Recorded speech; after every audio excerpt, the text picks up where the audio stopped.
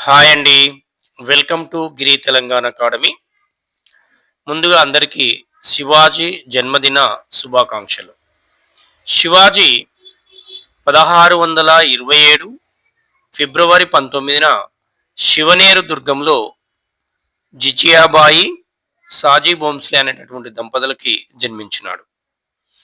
మనకు exam point ఆఫ్‌లో శివాజీ గురించి కూడా చాలా చాలా ఇంపార్టెంట్. శివాజీ ఎవరి సంరక్షణలో పెరిగాడు అనేది గతంలో వచ్చినటువంటి ప్రీవియస్ క్వశ్చన్. ఇతను దాదాజీ కొండదేవ్ సంరక్షణలో పెరగడం జరిగింది. ఇతని యొక్క యుద్ధ గురువు అని అడిగినా కూడా దాదాజీ కొండదేవ్‌నే చెప్పాలి.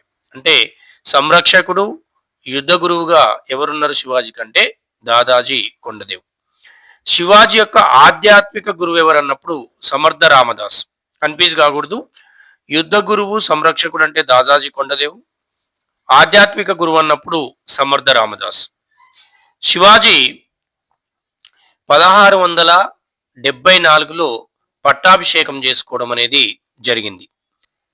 శివాజీ ముస్లింలపై దాడి చేసిందని చెప్పినప్పటికీ అతను కూడా లౌకిక పరిపాలనని అనుసరించాడు.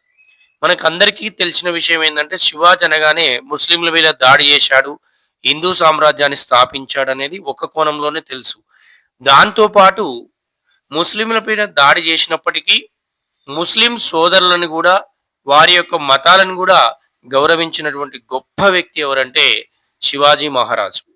ఇతను యుద్ధంలో కొన్ని నియమాలు పాటించేవాడు.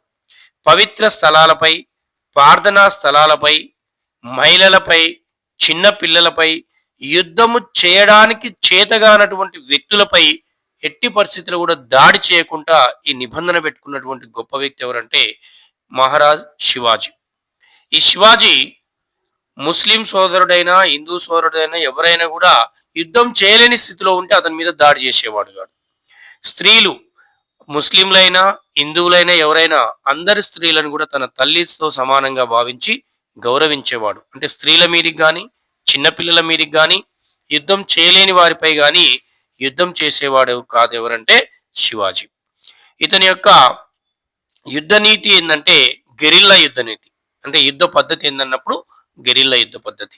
ఇతను 1680 ఏప్రిల్ 3వ తారీఖును మరణించడం అనేది జరిగింది.